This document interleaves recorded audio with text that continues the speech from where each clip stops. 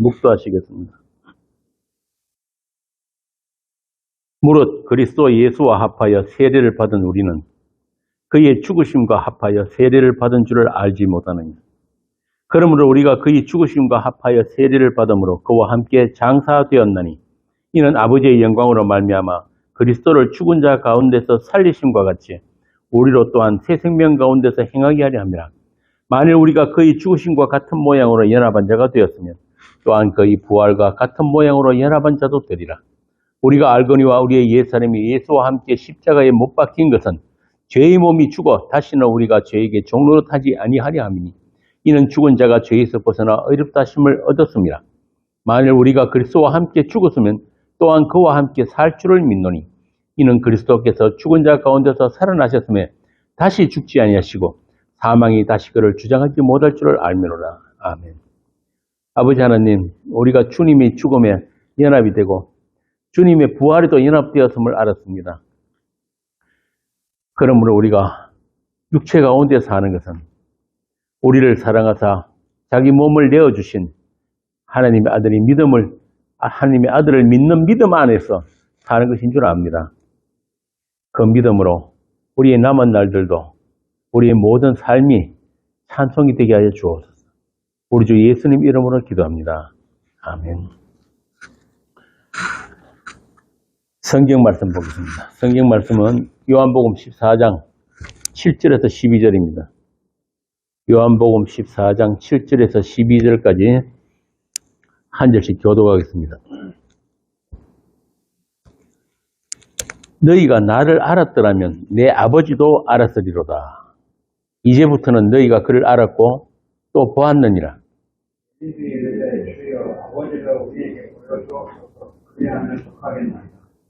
예수께서 이르시되 빌립아, 내가 이렇게 오래 너희와 함께 있으되 네가 나를 알지 못하느냐? 나를 본 자는 아버지를 보았거늘 어찌하여 아버지를 보이라 하느냐? 내가 아버지 안에 거하고 아버지는 내 안에 계신 것을 내가 믿지 아니하느냐? 내가 너희에게 이르는 말은 스스로 하는 것이 아니라 아버지께서 내 안에 계셔서 그 일을 하시는 것이다. 내가 아버지 안에 거하고 아버지께서 내 안에 계심을 믿으라. 그렇지 못하겠거든 행하는 그 일로 말미암아 나를 믿으라.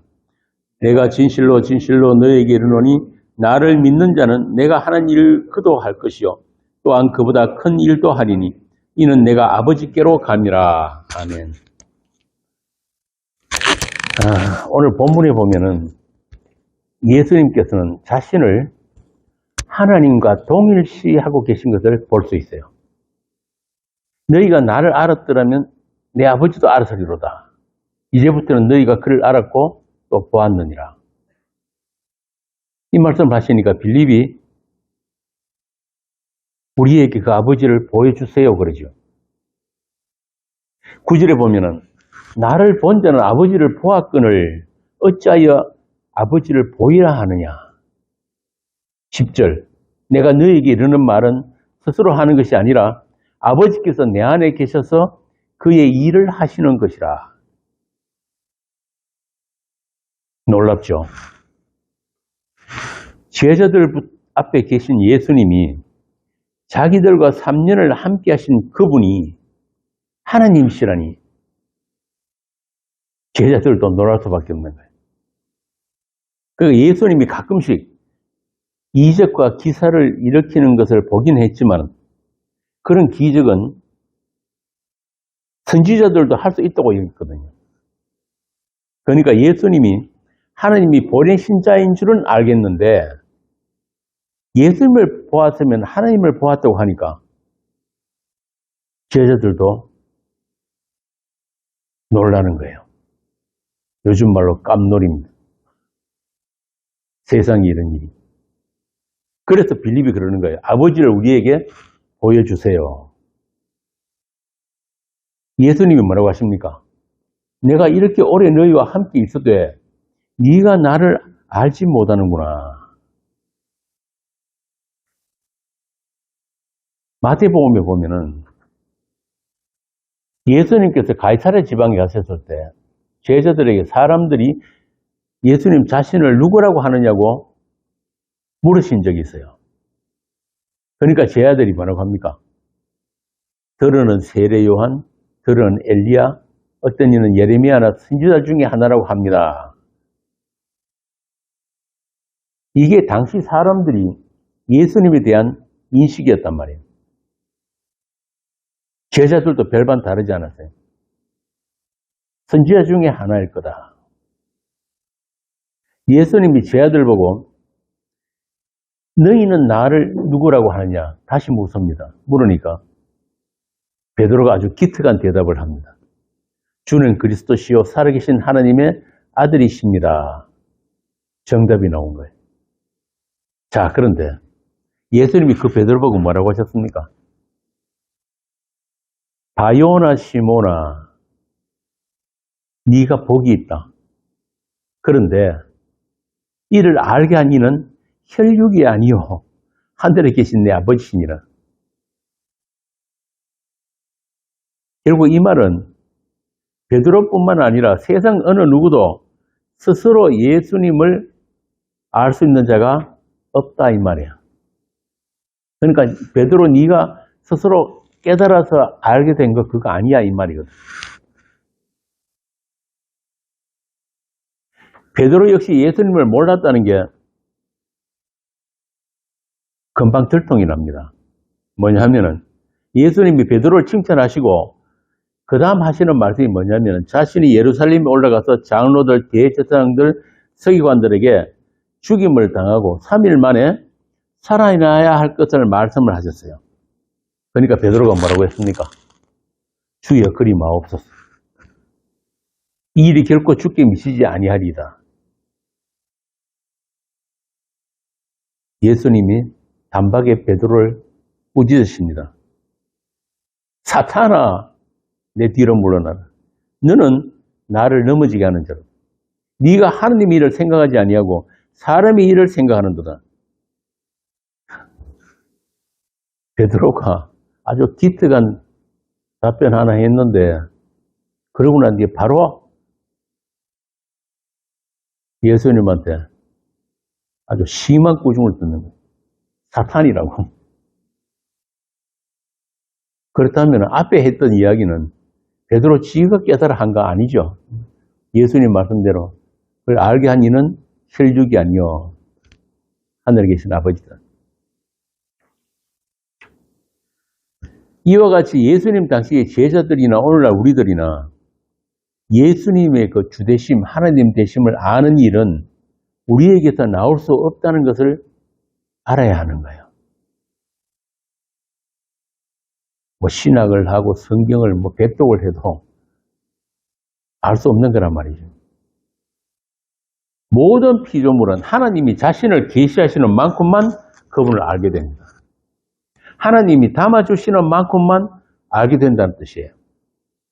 그분께서 감춰졌던 것을 열어 보여주시는 것은 우리의 요구나 우리의 열심이 아니라 오직 그분의 선택이란 말입니다. 우리에게는 그 하나님과의 관계에서 어떤 선택권도 없어요. 그게 피조물이야. 그분에 의해서 찾아진 자, 다시 말해서 그분이 약속 안에 있는 자만 하나님이 보내신 예수, 즉 주가 되신 자와 관계를 가지게 된다. 관계. 제가 전에도 여러 차례 말씀드렸지만 성경은 전부 다 그분과의 관계에 관한 은혜예요. 믿음이라든지 은혜, 용서, 사랑, 자비 전부 다 그 주가 되신 한 분과의 관계를 설명해 주는 말들이에요. 자, 그래서 예수님이 베드로 보고 바요나 시모나, 바요나 시모나는 말, 바요나 하는 건 요나의 아들 이런 뜻이에요. 시모나, 베드로야, 네가 복이 있다고 하셨단 말이에요. 그건 뭐냐면 너는 이미 창세 전에 하나님께서 택하신 자다. 나와 관계를 가질 수 있도록 하나님이 택하신 자다 이 말입니다. 그게 복이에요. 복. 성경이 말하는 복은 그거란 말입니다. 성경이 말하는 복은 하나님과 하나님이 보내신 자 예수를 아는 것이 복이에요. 이 복을 다른 말로 바꾸면 영생이라고 합니다. 영생. 요한복음 17장 3절 한번 보세요. 영생은 곧 그에 다시 참 하나님과 그가 보내신 자 예수 그리스도를 아는 것입니다. 아는 거예요. 그런데 여기서 안다는 말은 그냥 어떤 지식으로 배워서 아는 그걸 이야기하는 게 아니에요. 하나님이 보내신 자 예수와 한 몸이 되는 안이에요. 그걸 안다고 하는 거예요. 그래서 그 일은 우리 선택이나 우리 열심이 아니기 때문에 아담에게서 난 모든 인간, 즉 죄인들에게 하나님은 숨어 계시는 하나님이란 말입니다. 우리가 아무리 찾으려고 해도 찾을 수 없는 하나님이에요. 오늘 본문에 빌립이 하나님을 보여주세요 그랬는데 성경에 보면은 우리 죄인들이 아담에게서 난 모든 인간들은 죄인이니까 우리 죄인들이 하나님을 보게 되면은 즉사합니다. 즉사 그 자리에서. 이 제 말이 아니고 출애굽기 33장 한번 보세요. 출애굽기 33장 20절에 보면 하나님이 그렇게 말씀하셨다고. 또 이르시되 내가 내 얼굴을 보지 못하리 나를 보고 살 자가 없습니다. 나를 보고 살 자가 없다. 하나님은 거룩하신 하나님이기 때문에 죄인들은 그 거룩하신 하나님 앞에 설 수가 없는 거예요. 그래서 하나님께서 자신을 허락하실 때만 인간은 그분과 함께 할 수가 있습니다. 그래서 구약에 보면은 그분과 함께 할 수 있는 장치들을 하나님께서 만들어주세요. 그 장치가 뭡니까? 응?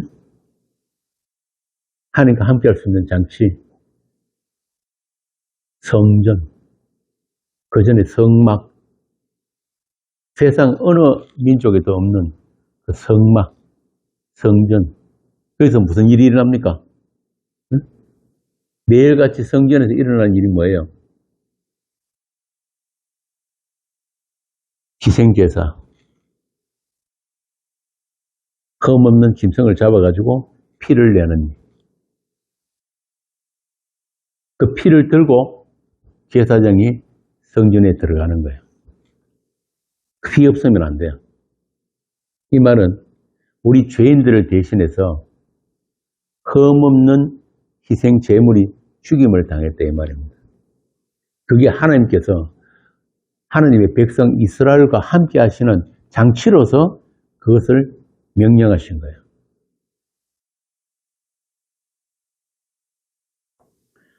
그래서 우리 죄인들이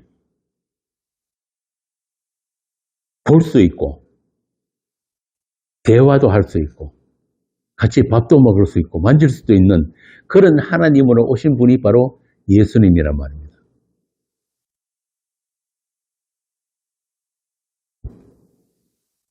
흠없는 어린 양, 유일하게 죄 없으신 그 한 분, 그 예수님이 그 피, 창세전에 약속하신 그 언약의 피, 그 언약의 피를 흘리기 위해서 오신 분이 바로 예수님인 거예요. 그래서 그 피를 흘리기 위해서 오신 그분, 십자가지로 오신 그 예수님 외에는 우리 인간들에게는 다른 하나님 없습니다. 다른 하나님은, 다른 신은 전부 다 인간들이 조작하고 상상한 신이에요. 진짜 하나님은 그분만 하나님인 거예요. 요한 1서 한번 봅시다. 요한 1서 1장 1절. 태초부터 있는 생명의 말씀에 관하여는 우리가 들은 바요, 눈으로 본 바요, 자세히 보고 우리의 손으로 만진 바요. 태초부터 계신 말씀. 요한복음 1장 1절에 보면 뭐 그분이 누구라고 합니까? 하나님이 그러잖아요. 그분을 우리가 보았고 또 우리가 만졌고 그분과 함께 교제했다. 빌립보서 2장 6절, 빌립보서 2장 6절에서 11절. 그는 근본 하나님의 본체시다. 하나님과 동등됨을 취할 것으로 여기지 아니하시고 오히려 자기를 비우고 종의 형체를 가지사 사람들과 같이 되셨고 사람의 모양으로 나타나사 자기를 낮추시고 죽기까지 복종하셨으니 곧 십자가에 죽으시니라. 이러므로 하나님이 그를 지극히 높여 모든 이름 위에 뛰어난 이름을 주사 하늘에 있는 자들과 땅에 있는 자들과 땅 아래에 있는 자들로 모든 무릎을 예수의 이름에 꿇게 하시고 모든 입으로 예수 그리스도를 주라 시인하여 하나님 아버지께 영광을 돌리게 하셨느니라. 주라 시인하여, 이것도 주라는 말은 하나님이라는 뜻이에요. 그러니까 하나님께 영광을 돌리는 건 뭐라고 그럽니까? 이 땅에 오신 그 예수 그리스도를 하나님으로 인정하고 그분을 믿고 그분을 섬기는 것. 이것이 바로 하나님께 영광이 된다는 거예요. 그러나 아직은 오늘 본문에 나오는 이때는 때가 되지 않았기 때문에 제자들까지도 예수님의 그 신성, 하나님 되심에 대해서 알 수가 없었다. 그럼 그 때가 언제예요? 알 수 있는 때가 언제란 말이에요? 십자가와 부활. 십자가 부활. 자, 그러면은 이렇게 정리가 되죠. 육신으로 오신 그 예수를 모르면은 하나님을 알 수가 없다. 그런데 당시 제자들 입장에서는 참 진짜 대량 난감이란 말이에요.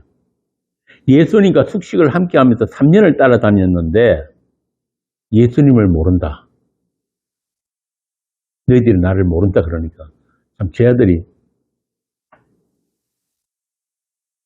답답하죠. 예수님은 제자들에게 너희들은 아직도 나를 모른다 그런단 말이에요. 나를 보지도 못한다. 그래서 하나님도 보지 못하고 하나님도 알지 못한다. 이렇게 말씀하십니다. 자, 그러면은 제자들 입장에서는 이런 생각이 들 거예요. 그러면 여태껏 우리가 아는 예수는 누구란 말이냐? 우리가 지금까지 헛것을 봤나? 도대체 예수님은 우리 보고 무엇을 모른다고 하시는 건가? 복음서에 보면은 유대인들이 예수님을 고발하고 죽이려고 한 이유도 똑같은 거예요. 예수님이 자신을 하나님과 동일시한 그 죄, 신성모독죄, 참남한 죄, 그걸 고발하면서 네가 감히 하나님을 팔다니, 하나님과 동일시하다니, 이런 죄목으로 예수님을 죽인 거란 말입니다. 유대인들에게 있어서 신성모독죄는 절대 용서가 안 돼요. 그래서 사도행전 9장에 보면은 사도 바울이 예수님을 만난 후에 뭐라고 하냐면은 핵심적인 그 선포가 바로 그거였단 말이에요. 예수는 하나님의 아들이고 그리스도다. 어디를 가는지 이렇게 증거를 하고 다니니까 유대인들이 다시 또 그 사울, 그 사도 바울을 죽이려고 한 거예요. 그러니까 핵심은 바로 그거란 말이에요. 십자가에 못 박히기 전의 그 예수나 십자가에 못 박고 죽은 그 이후의 예수나 유대인들에게 있어서는 절대 그리스도가 될 수가 없는 거예요. 그가 하나님 될 수가 없단 말이죠. 사도행전 9장 19절 한번 봅시다. 사도행전 9장 19절에서 23절. 음식을 먹으며 공손하여 지니고 바울이 다메섹에 있는 제자들과 함께 며칠이 있을 때 극시로 각 회당에서 예수가 하나님의 아들이심을 전파하고 듣는 사람이 다 놀라 말하되 이 사람이 예루살렘에서 이 이름을 부르는 사람을 멸하하려던 자가 아니냐. 여기 온 것도 그들을 결박하여 대제 사장들에게 끌어가고자 함이 아니냐 하더라. 바울은 힘을 더어서 예수를 그리스도라 증언하여 다메섹에 사는 유대인들을 당혹하게 한다. 참 놀랍죠. 예수님을 따라다닌 제자 그 누구도 그분을 그리스도로 하나님으로 믿지를 못했는데 예수 믿는 자들을 잡아 죽이려고 열심을 내던 그 바울, 그가 이제는 예수가 하나님의 아들이다. 하나님이다. 이 땅에 오신 그리스도라고 외치고 다니니까 유대인들이 당황했단 말이에요. 자, 그러면 바울은 대체 어떤 예수를 보았던 거예요? 제자들이 본 그 예수와 바울이 보는 예수가 어떻게 다른가? 이게 오늘도 똑같은 질문이 던져져야 되는 거예요. 바울이 외쳤던 그 예수와 오늘날 세상 교회들이 이야기하는 그 예수가 어떻게 다른가? 심각하게 고민을 해봐야 돼요. 우리가 그런 말을 자주 듣는데 보통 그런 이야기 많이 하잖아요. 나도 하나님 한번 만났으면 좋겠다. 꿈이라도 예수님 한번 만나봤으면 좋겠다. 그러면 내가 예수를 더 잘 믿을 수 있을 텐데. 맞습니까?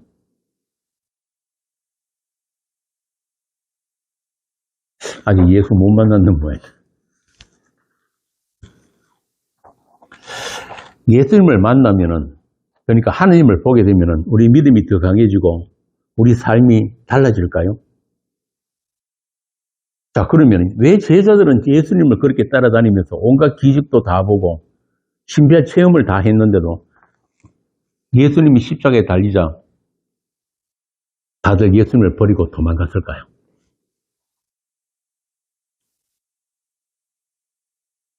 구약의 그 히브리 애굽에 있던 그 유대인들은 홍해를 맨발로 건너는 기적을 체험하고 광야에서 40년 동안 하늘에서 만나가 내리고 불기둥 구름기둥 자기들을 따라다니는 반석부터 물을 마시고 반석에서 물을 냈다 그러니까 그냥 어쩌다 물 좀 솟아나는 그런 정도가 아니에요. 거의 우리 대구 인구 많은 사람들이 어린애들 여자까지 합쳐서 광야를 40년을 다녔단 말이에요. 그 사람들 다 먹을 물이 어느 정도 되겠습니까? 어마어마한 양이 있어야 되는 거예요. 사막에 원래 물은 한 방울도 안 나는 데니까. 거기다 심지어는 그들이 의복과 신발이 헤어지지도 않았다 그런다. 그런 기적을 다 체험한 그들이 끝까지 하나님을 싫어하고 대적했다. 이게 우리 인간들이에요. 기적 아니라 어떤 기적을 봐도 우리는 하나님 못 믿습니다. 우리 안에는 믿음 없음.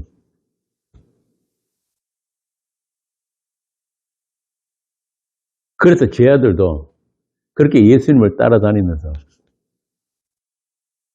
죽은 나사로 살리는 것도 보고 문둥병자 뭡니까? 중풍병자 38년 된 병자 병 낫은 거 다 봤는데도 예수님이 십자가에 못 박힌다 그러니까 다 도망가. 심지어는 예수님이 부활하신 후에도 숨겨놨던 배꼽이 문해갖고 고기 잡으러 갔어요. 요한복음 21장에 보면은 그 유명한 물고기 153마리 모나미 볼펜 그 물고기 잡았을 때 예수님이 해변가에서 생선 구워놓고 아침 식사하자고 하셨잖아요. 그때가 부활하신 후에 세 번째 제자들에게 나타나셨다고 할 때예요.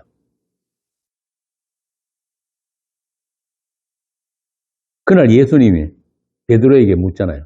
세 번씩이나 네가 나를 사랑하느냐. 그러시고는 하시는 말씀이 내가 진실로 진실로 네게 이르노니 네가 젊어서는 스스로 띠띠고 원하는 곳으로 다녔거니와 늙어서는 네 팔을 벌리리니 남이 네게 띠띠우고 원하지 않는 곳으로 데려가리라. 이 말씀이 오늘 본문 12절 말씀과 같은 말씀이에요. 한번 볼까요? 12절. 내가 진실로 진실로 너에게 이르노니 나를 믿는 자는 내가 하는 일을 그도 할 것이요 또한 그보다 큰 일도 하리니 이는 내가 아버지께로 감이라. 나를 믿는 자는. 자, 그러면은 14장에서 예수님께 하느님 아버지를 보여주세요라고 하는 그 제자들, 그 제자들은 지금 예수님을 믿는다는 말입니까? 안 믿는다는 말입니까?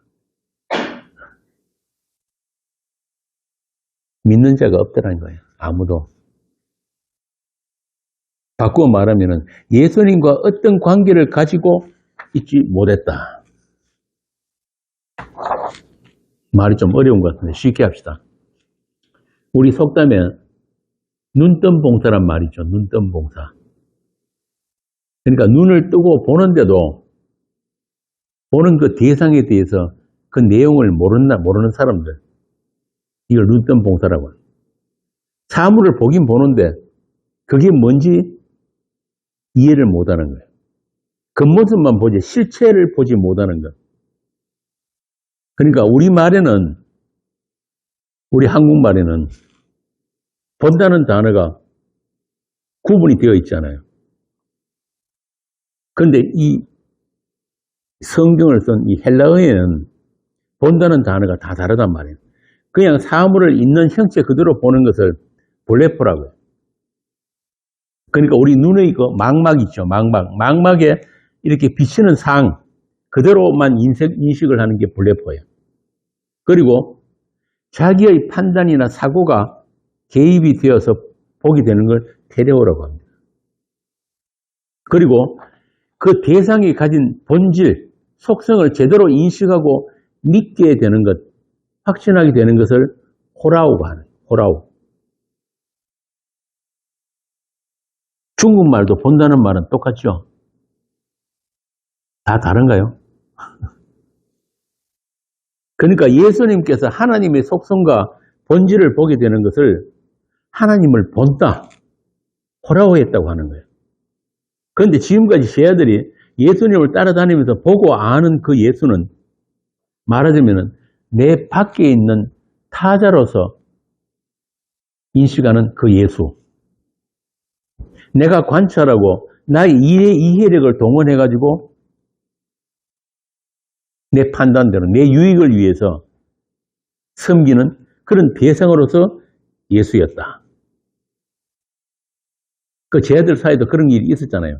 예수님이 나중에 왕이 되시면은 누가 더 높은 자리에 앉을 수 있을까? 이런 상태가 뭐냐면은 아까 그 예수님께서 부활하신 예수님이 말씀하신 바로 그거예요. 스스로 띠뛰고 각자가 원하는 곳으로 다니는 것. 이 상태란 말이에요. 예수님과 어떤 관계를 가지지 못한 상태. 12절에서 말씀하신 나를 믿는 자는 내가 하는 일을 그도 할 것이요 라고 하신 그 믿는 자가 바로 주께서 믿음으로 예수님의 믿음으로 띠띠워가지고 원하지 않는 것으로 데려가시는, 그러니까 우리 목적지가 아닌 주님의 목적지로 데려가시는 그 예수님의 약속의 대상으로서 예수님의 믿음의 메인자로서 예수님의 사람, 하나님의 사람이란 말입니다. 그가 주님에 의해서 찾은 자이고 또 하나님이 자신을 하나님의 세계를 열어 보여주신 자다.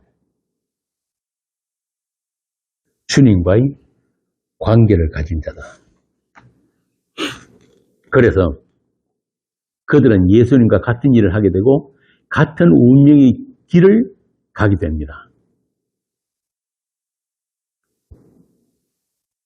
한마디로 선악과 범죄로 단절된 있던 그 하나님에 대해서 이제 눈이 열리게 되고 보이지 않는 그 세계로 들어가게 된 것입니다. 그들을 약속이 실행된 운명 공동체라고 해요. 교회입니다. 교회. 교회는 그렇게 그 주님과 같은 운명 공동체란 말입니다. 하나 된 자들, 한 몸, 그리스도의 몸. 이 상태를 성경은 한 단어로 화목이라고 합니다. 화목. 하나님과의 화목. 그러니까 하나님과 화목됐다는 말. 화목됐다는 말은 그 전에 화목되기 전에 어떤 상태는 거예요? 원수된 상태다. 어떻게? 하나님이 금지하신 선악과를 따먹고 스스로 하나님처럼 된 상태. 이게 하나님과 원수된 상태. 하나님과 단절된 상태. 여러 가지, 성경에는 여러 가지 표현이 나옵니다. 그걸 육체라고 하기도 하고, 죽었다고 하기도 하고. 하나님의 저주 아래 있는 상태. 그런데 그런 자들이 예수 그리스도 안에서 하나님과 다시 화목하게 되었다. 이게 예수님을 통해서 하나님이 이루시고자 했던 하나님의 일인 거예요. 그 일에 이제 우리가 참여하게 되었다. 이걸 바울은 새 창조라고 이야기합니다. 새 창조. 그러니까 그 예수님의 제자들만 아니라 그들에 의해서 말씀이 증거를 받고 동일한 세례를 받게 되는 모든 세대, 오고는 모든 세대의 성도들에게도 예수님이 이루신 그 하나님의 약속이 똑같이 실행이 되고 있다. 그걸 고로새서에서는 육적 몸을 벗었다. 예수님과 함께 십자가에서 육적 몸을 벗는 세례다, 할례다 이렇게 이야기를 합니다. 그리고 그들에게 예수님의 지상명령이라고 하는 마태복음 28장의 그 말씀이 주어진단 말이에요. 마태복음 28장 봅시다. 28장 18절에서 20절. 제가 지금 말씀드리는 것은 예수님이 말씀하신 내가 하는 일을 너희도 할 것이요 그보다 더 큰 일도 할 것이다는 대한 설명입니다. 28장 18절에서 20절. 예수께서 나와 말씀하여 이르시되 하늘과 땅의 모든 권세를 내게 주셨으니 그러므로 너희는 가서 모든 민족을 제자로 삼아 아버지와 아들과 성령의 이름으로 세례를 베풀고 내가 너희에게 분부한 모든 것을 가르쳐 지키게 하라. 어찌어다 내가 세상 끝날까지 너희와 항상 함께 있으리라 하시니라. 이것을 예수님이 더 큰 일이라고 하신 거예요. 사실 예수님은 오셔서 아버지의 그 약속을 이루기 위해서 십자가에서 피를 흘리셨는데 사실 예수님을 따라다니는 그 제자들 중에 어느 누구 하나도 믿게 못 하셨잖아요. 12제자 다 실패했단 말이에요. 다 도망가 버렸단 말이에요. 그런데 이제는 너희들은 그렇지 않다는 거예요. 예수님이 기껏해봐야 그 팔레스타인 땅 거기서만 있지만 이제 너희들은 온 세상 모든 민족들에게 예수님의 주되심을 증언하는 그러한 증인들이 될 것이다. 모든 자들로 제자를 삼아서 믿게 될 것이다. 그래서 더 큰 일을 하는 거예요. 자, 그러면은 예수님에게 아버지를 보여주세요. 그럼 족하겠습니다라고 했던 그 때와 제자들이 원치 않는 길로 뛰어오자 데려감을 당하는 그 사이에 어떤 일이 벌어졌습니까? 자기 목숨이 아까워서 다들 예수님을 버리고 도망가서 고기나 잡던 제자들이 어떻게 예수님이 가신 그 십자가의 길을 가게 된 거냐 그 말입니다. 심지어 베드로 같은 사람은 십자가에 거꾸로 매달려서 순교했다고 전해지거든요. 나 같은 죄인이 어떻게 예수님과 같은 십자가를 지겠느냐. 그렇게 자기는 거꾸로 매달아 달라고 그랬다. 그런 이야기가 전해지고 있어요. 다들 그렇게 원치 않는 그 길로 띠띠어져 데려감을 당하는 것을 요한복음 17장에 보면은 예수님이 그 대제사장적인 기도, 그 마지막 기도에 보면은 내게 주신 영광을 내가 그들에게도 주어 사오니 이는 우리가 하나 된 것 같이 그들도 하나가 되게 하려 함이라. 그렇게 예수님이 가신 그 길을 하나님의 사람들이, 성도들이, 교회가 똑같이 그렇게 그 길을 가게 되는 것. 그걸 가지고 예수님이 자기에게 아버지가 내게 주신 영광을 그들에게 또 나눠줬다 그런단 말이에요. 그럼 그 영광이 뭡니까? 이 세상에서 십자가에 못 박혀 죽는 거예요. 요즘은 그런 사형제도 없죠. 똑같이 십도에 못 박는다는 말이 아니고 세상으로부터 별세당함. 이 세상으로부터 이렇게 찢겨져 나감. 다른 말로 하면은 우리 육적인 자아의 죽음이란 말입니다. 하나님의 약속, 창세전에 그 약속이 온전히 이루어지는 그 십자가, 그 언약의 죽음에 하나님의 사람들을 연합시키는 일. 그 죽음에 참여되고 그 죽음이 나누어지는 것을 예수님이 내게 주신 영광을 그들에게도 나누어 주게 하옵소서라고 하나님께 빌었단 말입니다. 하나님이 그 기도를 들어주셨을까요? 안 들어주셨을까요? 당연히 들어주시죠. 그러면은 예수님의 그 기도 안에 있는 사람들은 다 어떻게 된다는 거예요? 본인이 원치 않는 그 길로 띠띠워져 가지고 다 데려감을 당하게 되어 있다 이 말입니다.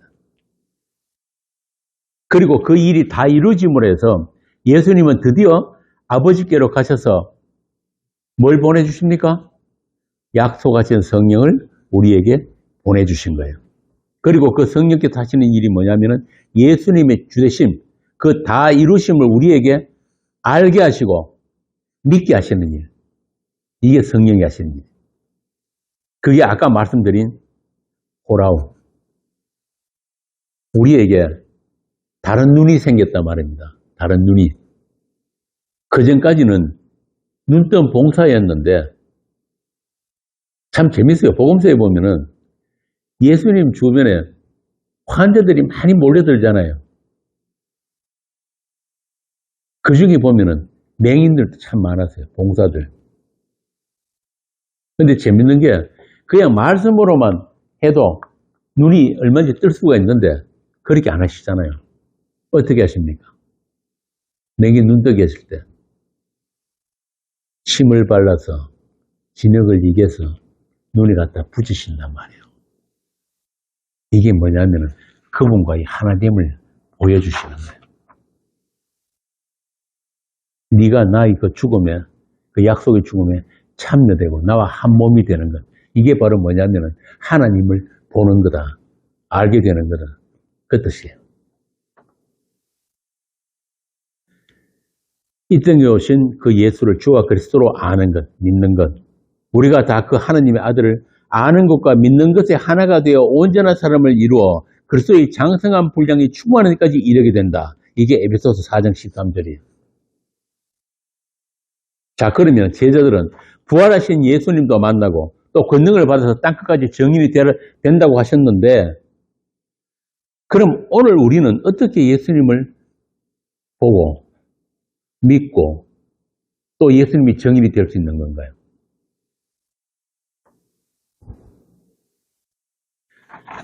지난주입니까? 박찬희 집사님이 예전에 다니던 교회 사람들 만나가지고 이야기하니까 아무리 이야기해도 못 알아듣더라. 이게 정인이거든요. 맞아요. 예수님의 그 제자들과 하루에 3,000명이 회개하겠던 그 권능, 마가다락방에서 성령을 받은 그 제자들이 외쳤던 그 증거, 그것과 동일한 영을 우리가 받았단 말입니다. 그러면 우리도 그 부활하신 예수님을 보고 만나고 그분이 주와 그리스도 되심을, 그분이 하나님 되심을 믿게 되었다. 그런데 우리는 직접 그분을 만난 적은 없잖아요. 그죠? 만진 적도 없단 말이에요. 같이 밥 먹은 적도 없잖아요. 그죠? 그럼 어떻게 그분을 알고 보고 믿게 된 거예요? 이 뜻이에요. 응? 말씀 안에서. 이현주 집사님 안에서. 말씀 안에서. 제가 전에도 말씀드렸잖아요. 우리가 성경에 보면은 주를 사랑하지 않으면 저주를 받읍시다 그랬거든요. 바울이. 그러면은 주를 사랑한다는 말은 무슨 말입니까? 아니, 보지도 않은 사람을 사랑한다는 건 말도 안 되잖아요. 주를 사랑한다는 말은 말씀 사랑이에요. 말씀 사랑. 우린 이 말씀 안에서 주를 보게 되고, 주를 만나게 되고, 주를 믿게 되고, 그분을 사랑하게 되는 거예요. 말씀 안에서.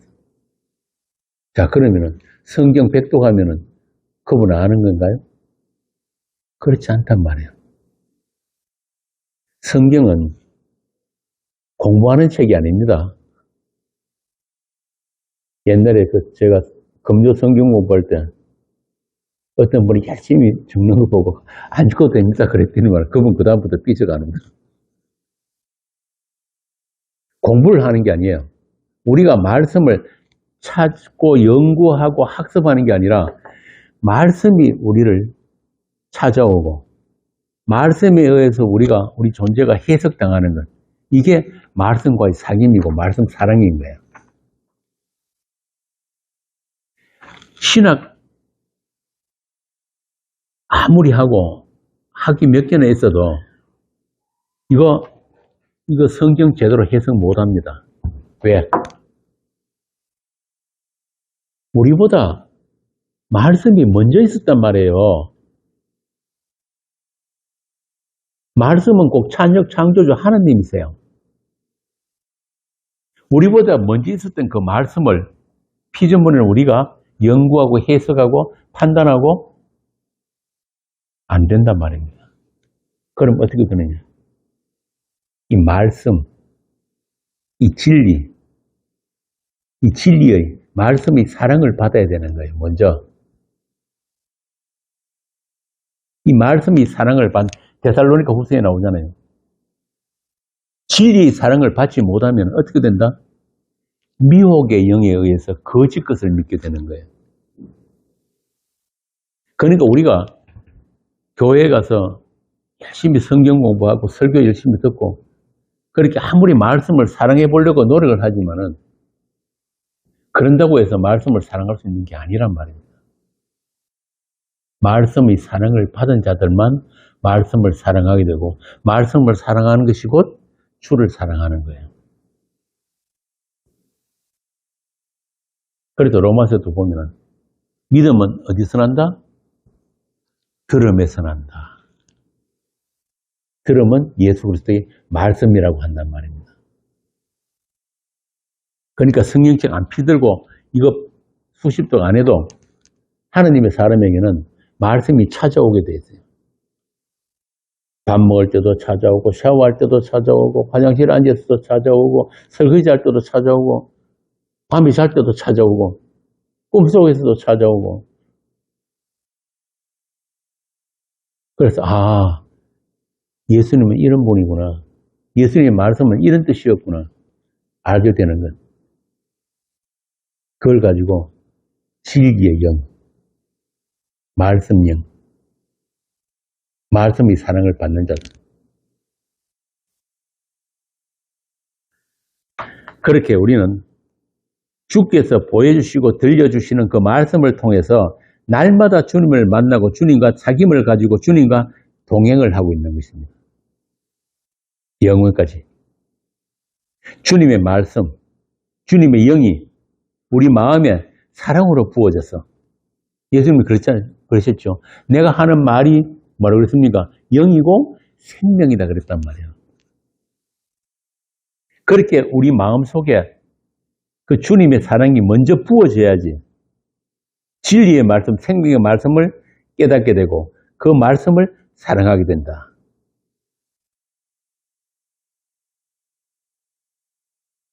그렇게 여러분들은 예수님을 만난 사람들이에요. 그리고 그분의 말씀에 의해서 잉태된 하나님의 가족이란 말입니다. 그래서 지금도 그 그리스도의 충만한 분량에까지 자라나고 있단 말입니다. 그게 생명 현상, 자라남이에요.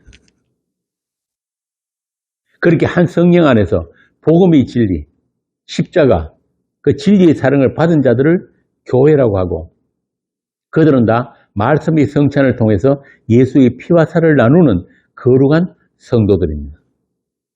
육신으로 오신 그 하나님을 만나지 못했던 예수님 당시에 그 제자들도 못 알아보았던 그 예수를 2000년이 지난 오늘에 우리는 볼 수 있고 들을 수 있고 만질 수 있고 누릴 수 있게 된 것입니다. 어떻게? 믿음으로.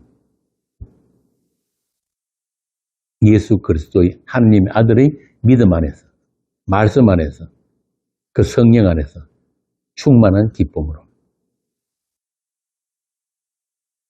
누가복음 봅시다. 누가복음 24장 44절에서 49절까지. 또 이르시되 내가 너희와 함께 있을 때 너희에게 말하고 곧 모세의 율법과 선지자의 글과 시편에 나를 가리켜 기록된 모든 것이 이루어져야 하리라 한 말이 이것이라 하시고 이에 그들의 마음을 열어 성경을 깨닫게 하시고 마음을 열어 성경을 깨닫게 하시고 이게 호라오야. 또 이르시되 이같이 그리스도가 고난을 받고 제3일에 죽은 자 가운데서 살아날 것과 또 그의 이름으로 제사함을 받게 하는 회개가 예루살렘에서 시작하여 모든 족속에게 전파될 것이 기록되었으니 너희는 이 모든 일의 증인이라. 볼지어다 내가 내 아버지께서 약속하신 것을 너희에게 보내리니 너희는 위로부터 능력으로 입혀질 때까지 이 성에 머물라 하시니라. 이렇게 주께서 우리의 눈을 열어주시면은 그 진리의 영이 오시면은 보이지 않는 것들이 보이게 되고 또 보이는 것들이 전부가 아니라는 것도 알게 되는 것입니다. 오늘 본문이 예수님께서 제자들처럼 그 예수님의 말씀을 이해하지 못하는 그 제자들, 그들은 정작 보아야 할 것은 보지를 못하고 육신의 눈으로 보이는 허상만 보고 있는 자들. 이게 바로 뭐냐면은 아직 진리의 영이 오시지 않았기 때문에 그 예수님의 핏부림, 그 핏부림을 받지 못한 상태. 성령이 오시면은 우리에게 그 예수님의 십자가 죽음을 그리고 부활을 적용시켜 주시거든요. 근데 아직은 아니란 말이에요. 이게 오늘날도 거의 대부분, 좀 심하게 말하면 거의 99% 이 세상 교회들, 그 사람들이 자기 목적을 가지고 자기 열심으로 예수를 연구하고 예수를 섬긴다고 하는데 예수는 그들에게는 영원한 타자, 남이란 말이에요. 그러니까 나 여기 있고 예수 거기 있고 어떤 만남이 없어요. 왜 그렇습니까? 예수의 죽음, 그 십자가의 죽음에 넘겨진 적이 없기 때문에, 그 죽음이 나눠진 적이 없기 때문에, 그리스도와 함께 십자가에 못 박힌 자들만 하나님의 아들의 믿음 안에서 살게 되기 때문에, 그들 안에 사시는 분이 그리스도이시기 때문에 그들이 믿는 것이나 그들이 한 모든 일이 다 주께서 하신 일이고 주님이 세상에서 하신 일보다 더 큰 일을 하게 되는 자들이 예수 믿는 자들입니다. 그 예수에 의해서 찾아진 적이 없는 자들은 그냥 종교의 수준에서 살다가 끝난단 말입니다. 아프리카, 중동, 어디 전 세계에 선교사 보내고 온갖 걸 다 해도 그건 그냥 종교예요. 자기 만족, 자기 정명, 자기 교회 이름 내기.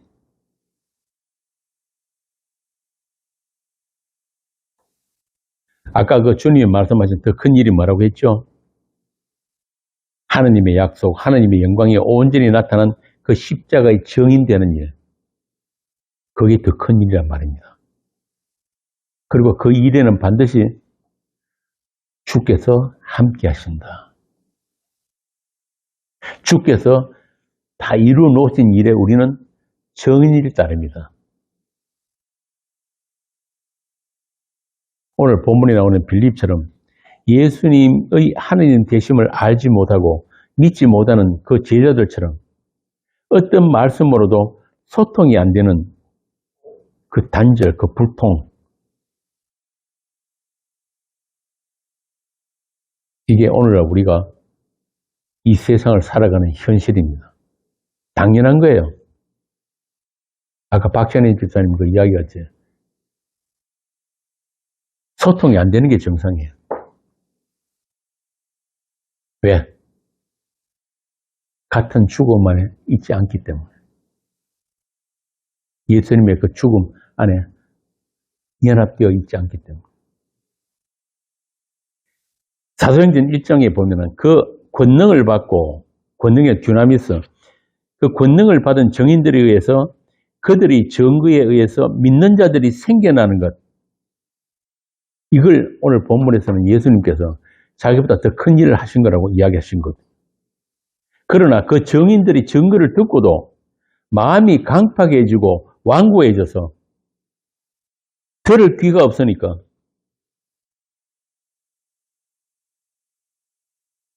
복음을 전가하면 할수록 들을 귀가 없는 자들은 마음이 더 강팍해져요. 그래서 왜 나는 아니라는 거야? 왜 나는 네 말을 못 알아듣는 거야? 왜 너만 옳다는 거야? 나도 좀 인정해줘. 이 때문에 복음 전하는 자를 더 미워하게 되고 그렇게 핍박하는 것까지가 서로 관계가 끊어지는 것까지가 복음의 능력이에요. 복음의 능력은 그런 거란 말입니다. 그게 바로 정인들에게 주신 권능입니다. 권능. 요한복음 12장 봅시다.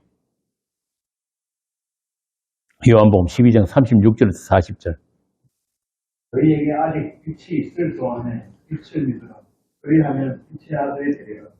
예수께서 이 말씀을 하시고 그들을 떠나가서 숨으시니라.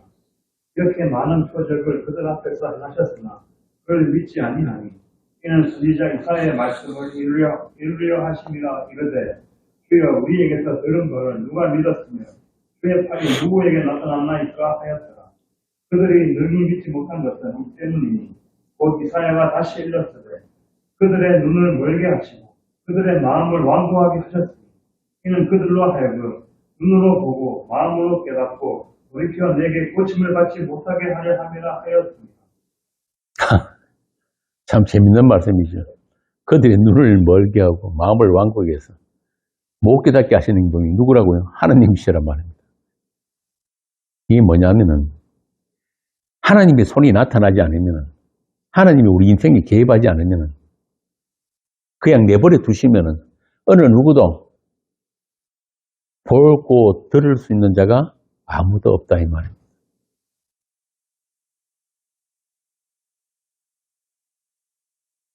그들이 믿지 못하는 이유가 뭐냐면은 우리 인간의 이성과 우리 판단으로는 도저히 믿지 못할 걸 이야기하기 때문이에요. 그게 뭡니까? 예수 그리스도와 그의 못 박히신 십자가 이것만 이야기하기 때문에. 그래야 세상이 세상으로 심판을 받는 거예요. 그렇게 세상은 빛의 아들들이 나타남으로 해서 어둠의 세상으로 그 실체를 드러내게 된다. 빛의 아들들의 그 정언이 없으면은, 그 외침이 없으면은, 이 세상은 그 어둠의 실체를 나타내지 않아요. 그냥 어둠의 자식들끼리 모여 살면은 그게 전부인 줄 안단 말이에요. 그런데 예수 그리스도와 그의 십자가를 증거하는 그 증인이 나타나는 순간 어떻게 됩니까? 자신들이 어둠이었다는 것이 드러나게 되는 거예요. 그래서 어떻게든지 그 예수를 증거하는 그 정인을, 그 빛을 꺼버리려고 한단 말이에요. 이건 세상 끝날까지 반드시 일어나야 할 일이에요. 그래서 그 세상을 예수님께서는 악하고 음란한 세대라고 하십니다. 마태복음 12장 39절. 예수께서 대답하여 이르시되 악하고 음란한 세대가 표적을 구하나 선지자 요나의 표적밖에는 왜 표적이 없느니라. 오늘날도 세상은 그 요나의 표적을 전하는 성도들을 반드시 미워하게 되어 있어요. 그리고 그들을 세상 밖으로 쫓아내려고 할 것입니다. 그들의 별세를 위해서 세상은 세상의 역할을 다 해야 되기 때문에. 그러니까 세상이 못 알아듣고 세상에 미움받는 것을 이상하게 생각할 필요가 없는 거예요. 당연한 거니까. 예수님이 그랬잖아요. 세상이 너희들을 미워하면은 누굴 미워한다? 그건 나를 미워하는 거다. 고린도후서 봅시다. 고린도후서 4장 3절에서 12절.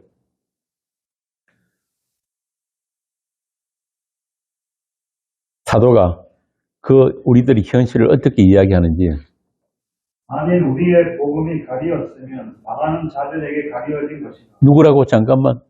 우리가 전하는 복음이 가리워진 것은 누구에게? 망하는 자들에게.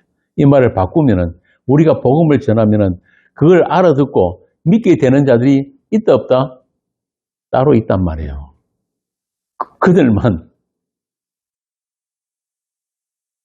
그리스도인이야. 다시 계속. 그 중에 이 세상의 신이 믿지 아니하는 자들의 마음을 혼미하게 하여 그리스도의 영광의 복음의 광채가 비치지 못하게 하니 그리스도는 하나님의 형상이니라. 우리는 우리를 전파하는 것이 아니라 오직 그리스도 예수의 주 되신 것과 또 예수를 위하여 우리가 너희의 종된 것을 전파하니라. 어두운 데에 빛이 비치라 말씀하셨던 그 하나님께서 예수 그리스도의 얼굴에 있는 하나님의 영광을 아는 빛을 우리 마음에 비추셨느니라. 우리가 이 보배를 지그릇에 가졌으니 이는 심히 큰 능력은 하나님께 있고 우리에게 있지 아니함을 알게 하려 함이라.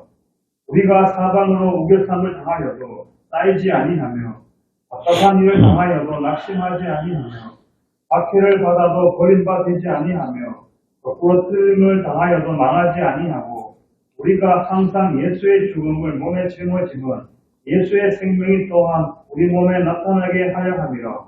우리 살아있는 자가 항상 예수를 위하여 죽음에 넘겨지면 예수의 생명이 또한 우리 죽을 육체에 나타나게 하려 함이라. 그런즉 사망은 우리 안에서 역사하고 생명은 너희 안에서 역사합니다. 사망은 우리 안에서 역사하고, 이 사망은 어떤 사망이에요? 죽음이? 예수 그리스도의 그 언약의 죽음이 우리 안에서 늘 역사를 하고, 그를 통해서 뭐가 전해진다? 생명이 전해진다, 이 말입니다. 이것이 그리스도인이 세상을 살아가는 현실입니다. 또한 우리 안에서 날마다 벌어지는 영적 전투이고 또한 우리의 찬송입니다. 양날선 말씀에 의해서 우리의 육이 골수가 해체당하면서 우리 속사람이 살아 올라오는 그 복음의 현실을, 그 구원의 현재성을 기쁨과 감사함으로 살아내는 저와 여러분이 되시기를 소원합니다. 다음 시간에 할 우리 요한복음 14장 18절에서 20절 함께 읽고 오늘 강론을 마치겠습니다. 요한복음 14장 18절에서 20절입니다. 내가 너희를 보아와 같이 버려두지 아니하고 너희에게로 오리라. 조금 있으면 세상은 다시 나를 보지 못할 것이로되 너희는 나를 보리니 이는 내가 살아있고 너희도 살아있겠습니다. 그날에는 내가 아버지 안에 너희가 내 안에 내가 너희 안에 있는 것을 너희가 알리라. 아멘. 기도하겠습니다. 아버지 은혜를 감사합니다. 우리 육의 눈을 감겨주시고 영의 눈, 믿음의 눈을 열어주심을 감사합니다. 우리 안에 계시고 우리 옆에 계신 주님과 함께 우리를 부르신 그 소망으로 그 부름의 상을 위해 우리에게 남은 그 길을 잘 달려갈 수 있게 항상 함께 하시고 붙들어 주시옵소서. 모든 시각이 뛰어난 하나님의 평강으로 우리의 마음과 생각까지 지켜 주시옵소서. 주 예수 그리스도 이름으로 기도합니다. 아멘.